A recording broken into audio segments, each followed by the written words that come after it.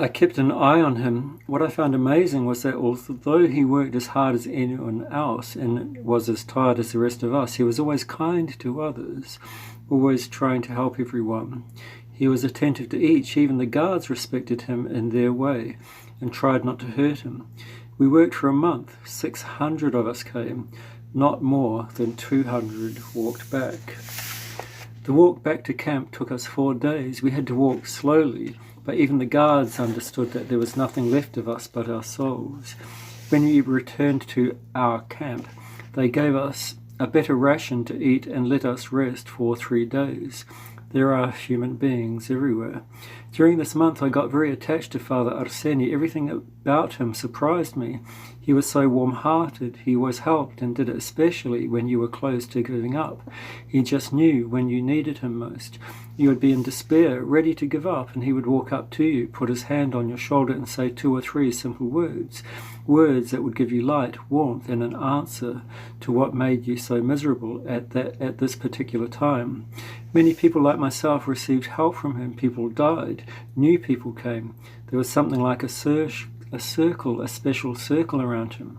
Perhaps you wonder why I started my story about Father Arseny with his terrible trek and the killing of the Tatar. Well, simply because what I saw of Father Arseny during this time was so unusual. His care for everyone around him during this hard month amazed even the guards. I remember that many of them called him Father, because of his helping others. The Tatar soldier Ibrahimov was killed by someone the day we arrived in camp, and when we were all locked in our camp. He was killed outside the camp by his own people, not by Ziks. He was killed in an awfully cruel manner, clearly by other Tatar soldiers. We heard about this sometime later. I told Father Arseny about it. I remember how sad he was and how he said, "Oh Lord, how awful all this is. One more death, a cruel, frightening death, a death before the man had had time to find peace in his soul, before he had repented. He said this. He said that and walked away. I could only think, a dog's death for a dog. I was freed from camp 3 years before Father Arseny, but my whole life was lit up by him. I always thank God for giving me the opportunity to meet this man, Father Arseny. In 1958, I saw him again when he was out of the camp. I'm freezing. Pyotr Andreevich, of course I remember him, will remember him as long as I live. We met, if I may say so, in transit. We left the camp in the morning. It was minus 22 degrees Fahrenheit and it was windy, but we only had our cotton padded vests to wear. We didn't have very far to go, only some 10 kilometers, and this was supposed to take us 4 or 5 hours because we each had to carry a bag with our belongings. It didn't take long for the cold to strike me to the bone, and in about 2 hours I was really freezing. I looked around and saw that everybody else was also freezing, even the guards, although they were dressed in heavy wool coats. The dogs who were watching us were covered with frost. We started walking faster to warm up, but I could feel that my feet and hands were seriously frozen. They felt like wood. We all slowed down. The guards shouted, "Walk faster or you'll freeze to death." I started stumbling because my feet no longer obeyed me. Suddenly I felt somebody supporting me by the elbow. I looked and I see an old man walking right next to me. I'm surprised. What does he care about me? I almost fall, having no more strength. The old man grabs me by the arm and holds me so tightly that I can't fall, and tells me, "Don't despair, move faster, it will warm you up. This way you will be able to get where we are going with God's help." I keep walking for another half a kilometre. I'm almost unconscious. I don't see the road. I slip and fall. I try to get up, but my hands and feet don't obey me. My consciousness comes back because of the fall, and I realize perfectly well that this will be the end of me. If I freeze, I will die. I see the feet of the other prisoners walking past me. The old man stays with me. I know the routine. After the last prisoner walks past me, the guards will walk over to me. If I don't get up, they will shoot me and then report to the authorities that they had to shoot because I had attempted to escape. I don't know why, but the old man is still next to me. I see the guard walking over to me. He kicks me and shouts, "Get up." I understand everything, but I am absolutely unable to move. I hear the old man telling the lieutenant, "Citizen, help him, he's going to freeze to death." Another guard walks up to us and says, looking at the lieutenant with a question in his voice, "Comrade, perhaps I could give him a little alcohol. I have a little in my flask." The lieutenant gives the order to the others to keep walking and then stays together with me and the guard. The old man asks them again to help me. Why? I'm already frozen. It is nothing but trouble to take care of me. It would be so much easier to just shoot me. One prisoner more or less, who cares? The old man looks unafraid. I had only fallen, but he was the one who committed an irregularity. He had stepped out of the file. I am sure they will shoot him. The lieutenant looks at the guard, who takes the gun off his shoulder. Well, I think this is the end. We are both going to die. The guard walks over to us, hands his gun to the lieutenant and says to the old man, "So, Granddad, let's pick him up." They picked me up. The guard took his flask and put it to my lips, and alcohol started pouring into my throat. I felt fire in my body, and I swallowed avidly, drinking quite a lot. The guard and the old man started throwing me from one to the other to warm me up. They moved me while the alcohol warmed me from the inside. They dropped me onto the ground on purpose and made me get up again. My hands started to burn, and my feet began to tingle and hurt. Then they came alive. I cheered up. I told the guard, "Thank you." "Don't thank me, thank the old man here. He stunned us by daring to stay with you." Turning to the old man, he said, "How did you dare stay with him? You know the orders. 2 steps to the side and I shoot without warning."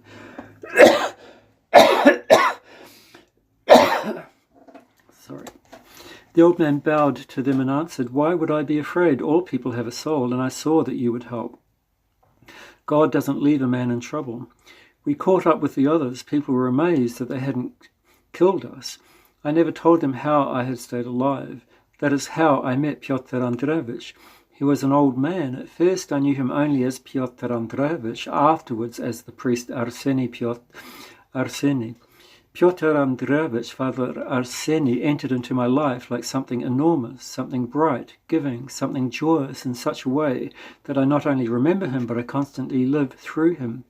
Remembering many things, I often think Father Arseny was right. Many people have goodness within them. Sometimes it is hidden. It is our duty to find it, the same way that Father Arseny saw the good in the lieutenant and in the guard. In 1963, I met by chance in Kaluga the lieutenant who had saved me. He had become a civilian, and I found out later that he was working in a factory as a mechanic. I went up to him and said, "Good morning, Comrade Lieutenant," but he didn't recognize me. I reminded him of the incident. He looked happy. We talked about the past, and he said those were awful times. It's painful even to think about them. I asked, "How is it possible that you didn't shoot us in and that the guard gave me some alcohol?" He answered, "We were people too." And then we were amazed at the old man. He knew he might die, but he wasn't afraid to help you. I will tell you the truth. Many of us guards used to talk about this old man. He was special. He was good-hearted. They say he was a priest. And he asked, "Where is he now?" I answered that Father Arseny was still alive. The lieutenant and I kept talking. We went to a cafe to have a little glass of vodka. We talked about our life in camp. This is how it all was. I corresponded with Father Arseny until he died. I have kept all his letters. I just have to tell you, he was a great man. Next chapter, the boots. You are asking me if I remember. Of course I remember everything. I met Father Arseny one winter because of felt boots. Before that, I hadn't had a chance to meet him. In the winter, the most important thing is to keep your feet dry. There in camp, however, your feet are always wet. Your feet freeze. They hurt and are covered with sores. You cannot dry your boots during the night. If you leave them on one of the stoves, you can be sure they will be stolen. You can't dry them in the evening because that is the time the criminals dry their boots.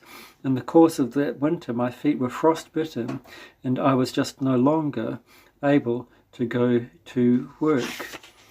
The night before, I'd come back to the barracks from work and my heel was stuck to my boot with ice because I had fallen into a little stream. I stumbled into the barracks, unable to take my boots off. I fell onto my bunk and thought, here it is, tomorrow I'm going to croak. There I am, lying down, unable to move, and suddenly I feel that somebody is taking my boots off of me.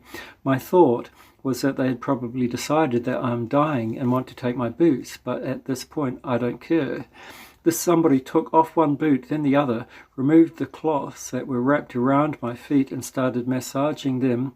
I was unable to react, but I understood everything that was happening. He restored the circulation in my feet, covered me up and left. A terrible thought came over me. He has taken my boots and my foot bindings.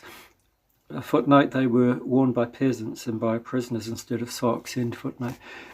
And wants to keep them. But why then did he massage my feet and put some kind of balm on my wounds? My feet still hurt, but less now, and I fell asleep.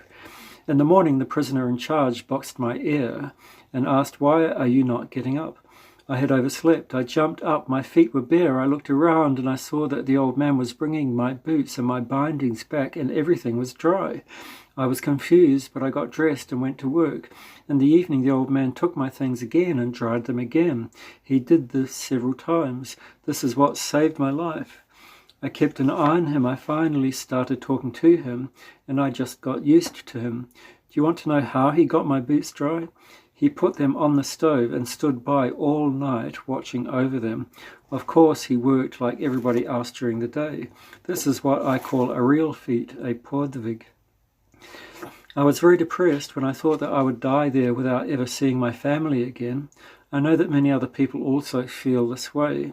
The old man, by then I knew that his name was Pyotr Andreevich, or Father Arseny, simply told me one day, everything will be all right with you and your family. You will get out of this camp soon and you will see your relatives. I really don't know why, but as he said it, I believed it absolutely. I was in fact released a year or so afterwards. They had arrested me in 1952 and I had been in a regular camp for some 2 years. In January 1953 they had reviewed my case and added time to my verdict, sending me to the special camp. At the end of 1955 they unexpectedly released me, returned all my rights and gave me my job back, and my relatives were indeed alive and well. Now, every 6 months or so, I go to visit Father Arseny. I arrive with an empty soul, deeply tired.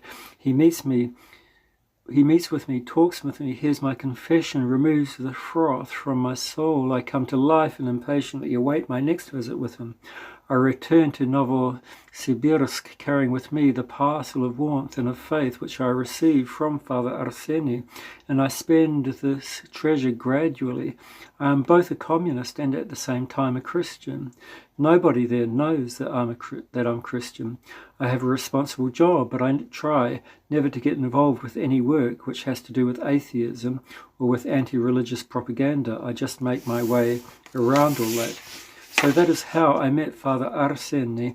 The world rests on people like him. I watched him in camp. He helped so many people, and we, looking at him, helped others. I can see that you want to ask me how I could become a believer. I just looked at the way he lived and behaved, and what can you do? I became a believer. Later on, others helped. They told me about the faith. They explained, clearing things up for me, and I found out everything I needed to find out. I want to come back to what you want to ask me next, the question of the heroic feat, the podvig. Many people nowadays like to use this word. They say podvig. But what is it really? I lived through the war, where I was involved in many battles. I was a volunteer, starting as a regular soldier and finishing as a major. I received the Cross of Honor, 2 crosses of Lenin, a Patriotic War Medal, a Red Flag Medal. I cannot even list all the honours I received. I commanded a patrol of partisans. I was sent to work with the Germans to spy on them. I was wounded 4 times. All that was easy. I knew what I was doing it all for. I knew I always had friends around me, and I also knew that if I died, it would be for my country. Then I found myself in a camp and came to understand what the depths of misfortune means. I understood that death for a cause wasn't the most frightening thing. In camp you are alone with yourself, with death, desperate death around you all the time. A painful death slowly creeps up on you. You are surrounded only by people who are also going to die, who are angry, desperate, emptied out. There is no end to their suffering, and you are dying for no reason, not in the name of anything. Even if you attempted to escape, where would you go? You have no more friends, because they are all afraid of you. You are alone. Believe me, the biggest podvig of all is to give help to others under such inhuman circumstances. When you yourself are tired, cold, and dying of hunger, it is a podvig to give away a part of your own ration under these conditions, to do a difficult job for someone else when you yourself are half dead. You have to believe me, I have led soldiers in the attack. I have saved friends from fire. People have saved me, but I knew in what name I was doing all this. In camp, in what name would you do all this? We were all condemned to die anyway. Father Arseny saved many of us. He did it in the name of God and of his people. He never took pity on himself. This is the podvig in the name of love for others. He didn't expect any reward for all of this. O Lord, if only all people could be like Father Arseny. From the words of Andrenkov in 1966.